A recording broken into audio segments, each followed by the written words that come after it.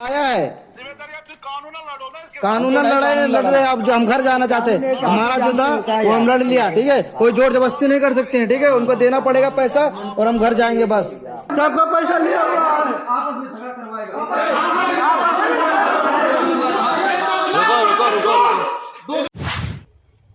हे साथियों, अस्सलाम वालेकुम। तो स्वागत है हमारी आज की इस महत्वपूर्ण वीडियो में।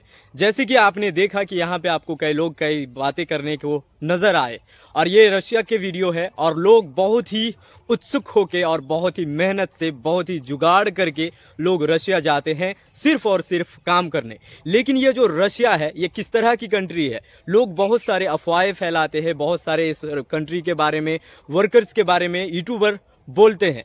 मैं भी एक यूट्यूबर हूं, पर उससे पहले एक वर्कर हूं जहां मैं रशिया में 1.5 साल रहकर आया। वहां की क्या अनुभव थी और कैसी चीज़ें थी, ये सारी चीज़ें मैं इसी चैनल पे हर चीज़ अपडेट करता हूं। और आज की इस वीडियो में मैं ऐसी चीज़ों को साझा करने वाला हूं आप सभी के साथ, जो कि ज़्यादातर केस यहाँ पे आपको देखने को सुनने को मिलते हैं कि लोग जाके रशिया में फंस जाते हैं, डिपोर्ट हो जाते हैं, वापस आ जाते हैं। आखिर कारण क्या है? हम किस तरह जाते हैं कि हम वहाँ से वापस आ जाते हैं? तो आज की इस वीडियो में इन सारी चीज़ों को विस्तार से आपको समझाने की कोशिश करेंगे। आप कभी भी फ्यूचर में रशिया जाते हैं या जाने वाले हैं तो आपके लिए ये वीडियो बहुत ही खास है। तो वीडियो को एंड तक देखिएगा ताकि मेरा वीडियो बनाने का जो मकसद है वो पूरा हो। तो चलिए वीडियो को स्टार्ट करते हैं। चैनल पर नए हैं तो क्या करना है वो आपकी मर्जी है।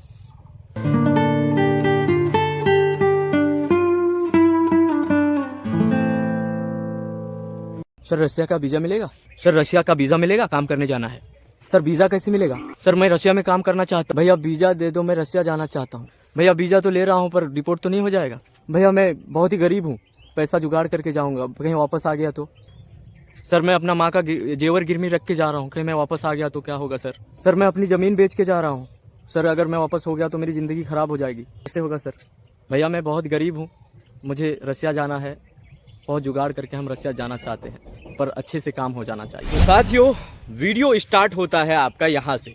अभी जो आपने मैं थोड़ी बहुत ये मैंने मजाक किया, मेरा रोल देखा आपने, जो कुछ भी मैंने यहाँ कहा थोड़ी एक्टिंग की कोशिश की, लेकिन ये किसी का मजाक उड़ाने का मेरा मतलब नहीं था और किसी को नीच दिखाने का मेरा कोई मतलब नहीं था। क्योंकि इस तरह के लोग हमें मिलते हैं और कई इतने एजेंट लोग जो काम कर रहे हैं, रशिया भेजने का काम कर रहे हैं, बाहर आउट ऑफ कंट्री भेजने का काम कर रहे हैं, बिल्कुल इसी तरह लोग वहाँ बोलते हैं, सवाल करते हैं। और बहुत ही मासूम लोग जो सिर्फ़ और सिर्फ काम करके अपने परिवार को पालते हैं, पोसते हैं, ऐसे लोग जो है बाहर जाके कुछ करना चाहता है, कुछ काम करके अपना फैमिली को एक अच्छा जीवन देना चाहता है। बिल्कुल ठीक इसी तरह बहुत ही अनएजुकेटेड लोग जो जर्नल हेल्पर है जितने भी, और सभी यही लोग जो है उन लोगों के शिकार बनते हैं और लास्ट में आके वो डिपोर्ट होते हैं, वहाँ से वापस आते हैं। ये कारण है। और ऐसे लोग वहाँ इस तरीके से मतलब बात को स्टार्ट करते हैं और इस तरीके से उनको भेजा जाता है। इतने मजबूरी के बावजूद,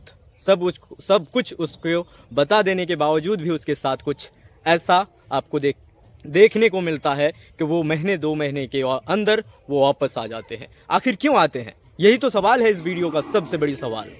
साथियों दोस्तों गौर करना इस वीडियो को। मैं आपका ना ही टाइम ले रहा हूँ ना ही फालतू बकवास कर रहा हूँ। गौर से इस वीडियो को देखिए।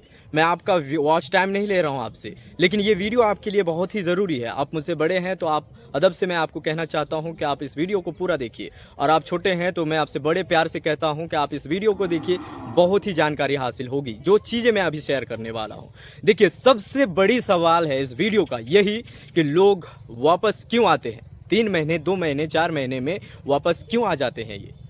इसका कारण ये है कि आप कई लोग हमसे मिलते हैं, कई लोग हमसे बात करते हैं, वो कहते हैं कि भाई मुझे विजिट वीज़ा पे भेज दो, मैं वहाँ जाके वर्क कन्वर्ट कर लूँगा, मैं काम ढूंढ के काम कर लूँगा। या फिर कोई उनको एजेंट ऐसा मिलता है जो कहता है कि आप विजिट में मैं आपको 3 महीने की, 1 महीने की, 30 दिन की वीज़ा पे आपको भेज रहा हूँ, विजिट पे भेज रहा हूँ, वहाँ आपको काम लगवाना मेरा जिम्मेदारी है, या मैं वहाँ पे विजिट टू वर्क परमिट हम करवा सकते हैं। इस तरीके से लोगों को बताया जाता है और वो बड़े ही आसानी से ऐसे जाल में वो फंस जाते हैं, क्योंकि उनको पता होता ही नहीं है कि विजिट वीज़ा में जाके रशिया में काम कर सकते हैं या नहीं कर सकते। अगर मैं बात करूं तो आप इन बातों का मैं जवाब आपको थोड़ा लास्ट में देना चाहता हूं इस बात का।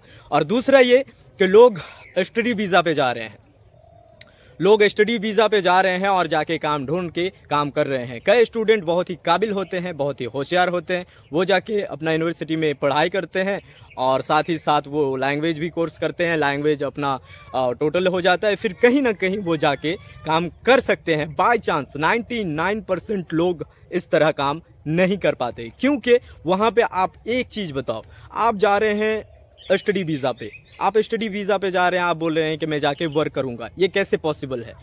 यही चीज़ तो हम इंडियन जो है ख़राब करते हैं, हर जगह का माहौल इसी तरह ख़राब करते हैं। आप स्टडी भी कर रहे हैं, पार्ट टाइम जॉब भी कर रहे हैं कहीं, अगर पार्ट टाइम आप कर रहे हैं तो वो अलग बात है कि आपको एक्सपीरियंस है, आपको भाषाएं जो है आती है, तो किसी को कन्विंस करके आप वहाँ काम कर सकते हैं, कोई दिक्कत नहीं है। लेकिन बाय चांस अगर आप काम करते हुए पकड़े गए और आपका वीज़ा चेक होगा कि ये तो स्टडी वीज़ा है, आप तो स्टडी वीज़ा पे आए हैं, तो आप ये वर्क क्यों करते हैं, क्या मतलब है इसका, तो वहाँ से आपको डिपोर्ट कर दिया जाता है, आपको वहाँ से भगा दिया जाता है, जेल भी हो सकता है कई बार। और ये जो विज़िट वाले मामले हैं, विज़िट वाले मामले में मुझे बहुत सारे लोग या कांटेक्ट करते हैं कि भैया मैं विज़िट पे आया हुआ हूँ, मुझे वर्क की तलाश है, आप यहाँ से कहीं दूसरे जगह मुझे लगवा दो।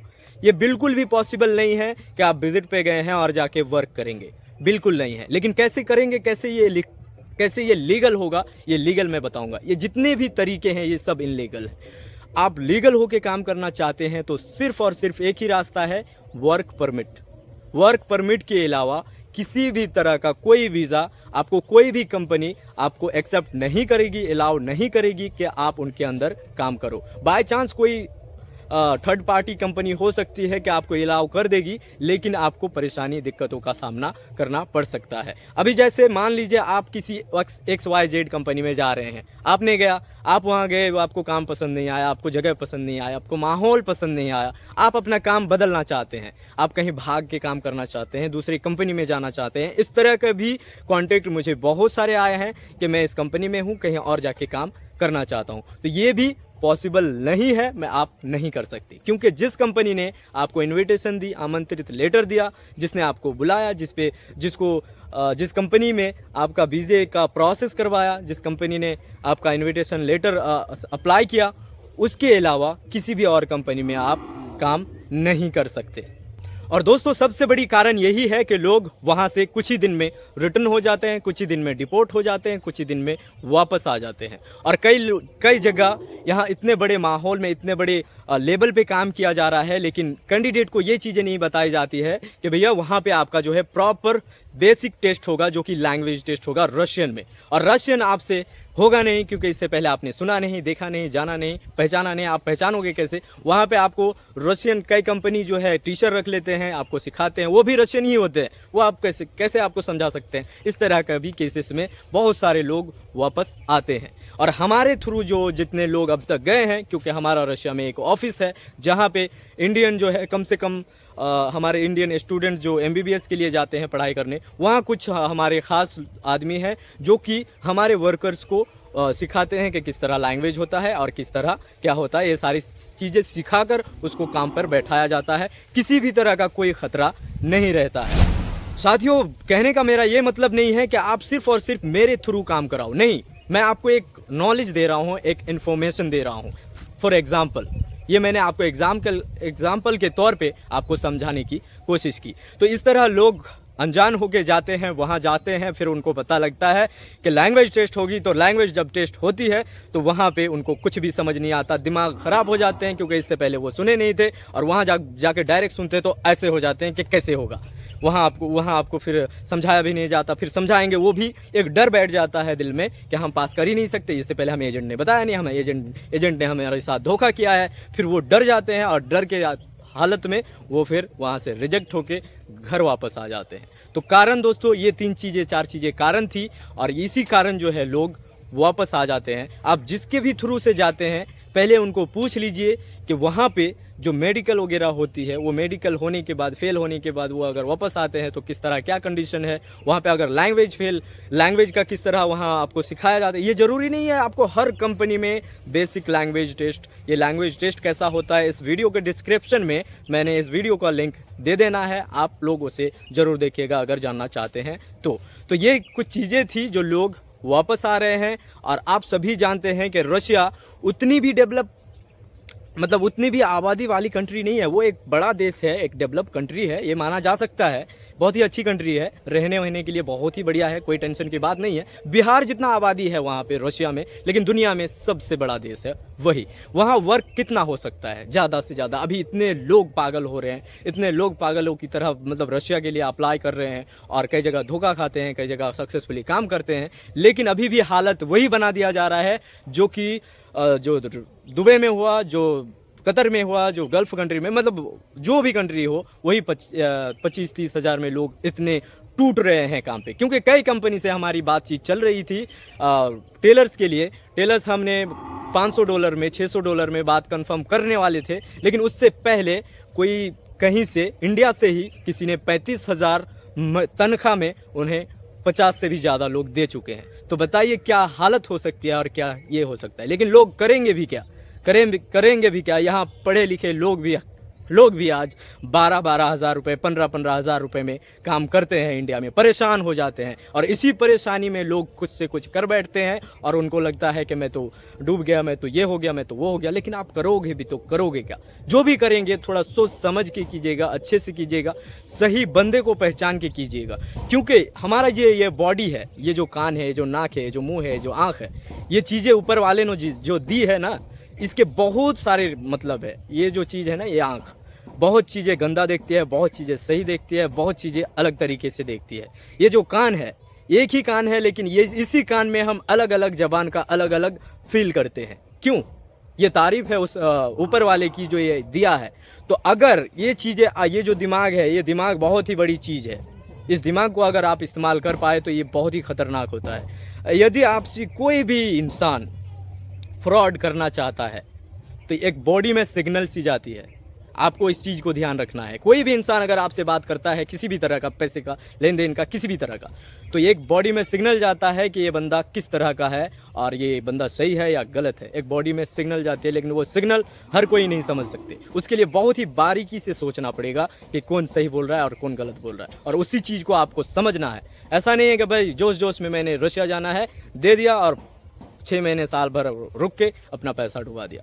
ऐसा बिल्कुल ना करे, और अच्छे से जो भी काम करे अच्छे से करे। जितना मुझे इन्फॉर्मेशन देनी थी और जितना मुझे सारी चीज़ें पता है, वो सारी चीज़ें एक वीडियो में मैं समेट के नहीं डाल सकता। कुछ छूट गई हो तो आप कमेंट कर सकते हैं, बता सकते हैं। हमारे चैनल पे आप नए हो तो चैनल को मेरे चाहे तो सब्सक्राइब कर लीजिएगा। और मैं हूँ बिहार से और मेरा नाम है बशर। और अपना फैमिली का ख्याल रखिए, अपना ख्याल रखिए और मुझे दुआओं में याद रखिए। तब तक के लिए खुदा हाफिज़।